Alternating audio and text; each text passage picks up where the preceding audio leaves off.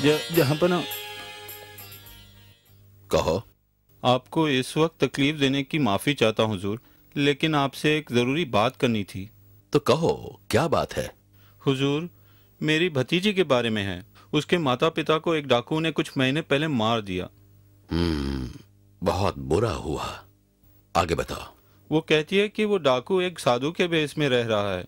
वो सिर्फ 10 साल की है हुजूर, पर मुझे लगता है कि वो सच बोल रही है। खैर, अभी हमारे सोने का वक्त हो गया है, लेकिन कल सुबह उसे दरबार में ले आना। हम इस पर गौर करेंगे। शुक्रिया जहाँपना, आपको तकलीफ देने के लिए एक बार फिर माफ़ी चाहता हूँ।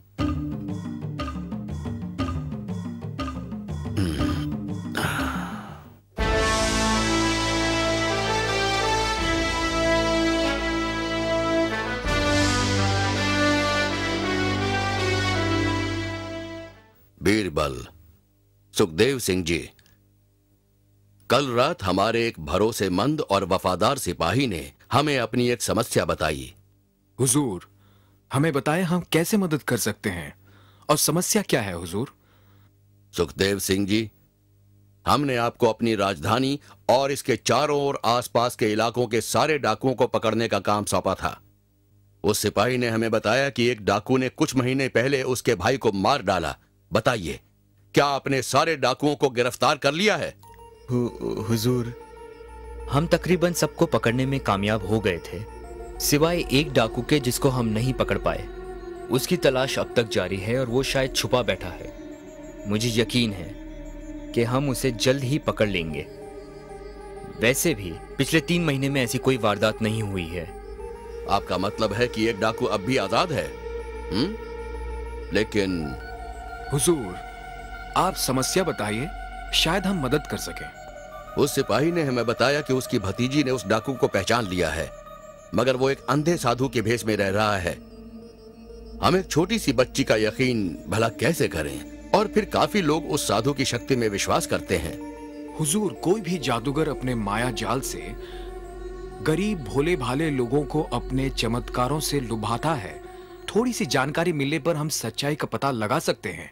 क्यों ना हम उस सिपाही और उसके भतीजी को मिलकर उनकी कहानी सुने? हाँ, हम भी यही सोच रहे थे। सिपाही, दिलावर सिंह और उसकी भतीजी को दरबार में पेश किया जाए।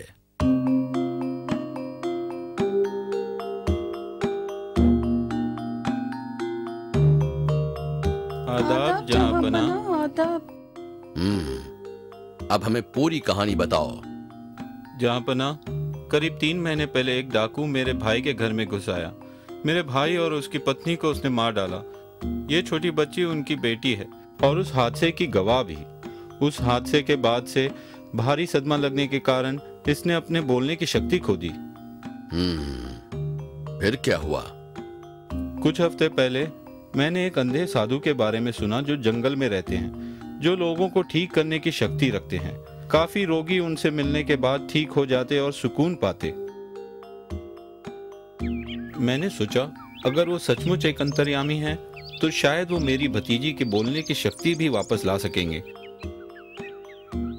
इसलिए मैं उन अंधे साधु से मिलने गया।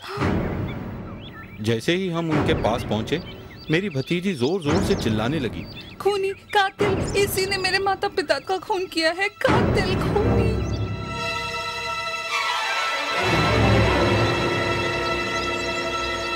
ये लड़की क्या बोल रही है? इसे चुप कराओ। ये तो चमत्कार हो गया। अपने माँ बाप के मरने के बाद तो इसने महीनों तक एक शब्द भी नहीं कहा।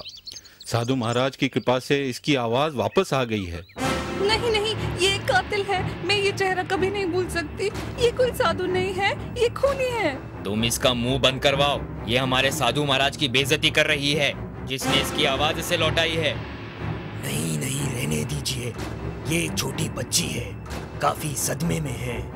तुम्हें साधु महाराज के बारे में ऐसी बातें नहीं करनी चाहिए। उन्होंने तुम्हारी आवाज वापस लौटाई है। ये साधु नहीं, खूनी है। तुम इसे यहाँ से ले जाओ, वरना मैं इसकी बोलने की शक्ति इससे वापस ले लूंगा। इसे माफ कर दीजिए साधु महाराज, ये नहीं जानती ये क्या बोल रही है। चलो यहाँ से, इससे पहले कि तुम अपनी आवाज फिर से खो दो।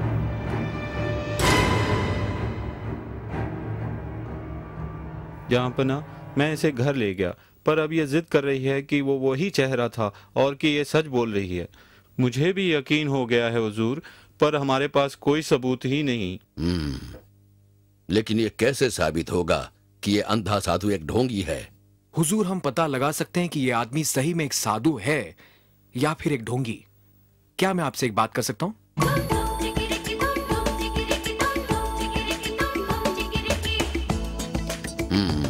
ठीक है, हम कल खुद जाकर उस साधु से मिलेंगे। शहंशाह अकबर जिंदाबाद, शहंशाह अकबर जिंदाबाद।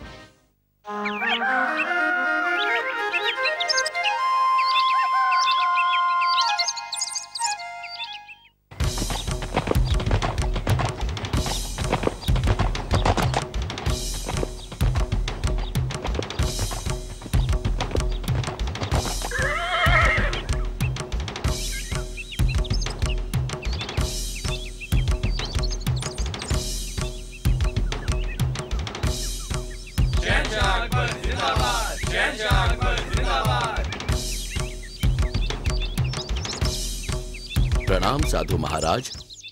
आओ बेटा। हमने आपकी शक्ति और चमत्कारों के बारे में इतना कुछ सुना है कि हमें आना पड़ा। ओह, ये तो विश्वास की बात है। ऊपर वाले की शक्ति में विश्वास रखो और कुछ भी हो सकता है। ये आपका बड़प्पन है साधु महाराज। हम कुछ प्रसाद चढ़ाने आए हैं और आपका आशीर्वाद चाहते हैं। हमारा आशीर्वाद तो तुम्हारे साथ है। ओह, तो यही है वो बेईमान खूनी।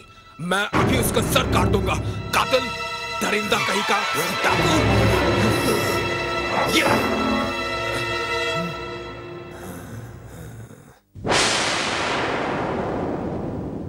तो तुम अंधे हो? हाँ, सिपाहियों, इस नकली साधु को गिरफ्तार कर लो।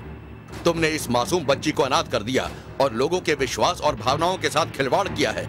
इसके लिए हम तुम्हें मौत की सजा सुनाते हैं। ले जाओ इस आदमी को।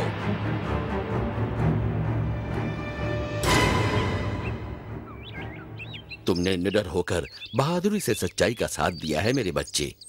इसके लिए तुम्हें इनाम दिया जाएगा। शुक्रिया जहांपना। शुक्रिया जहांपना। शुक्रिया अदा करो बीरबल का। उसी के कारण इस ढोंगी साधु की असलियत सामने आई। ओह, यह आसान था हुजूर।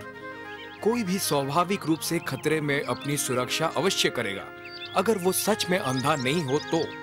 इसलिए पकड़ा गया। शुक्रिया राजा बीरबल।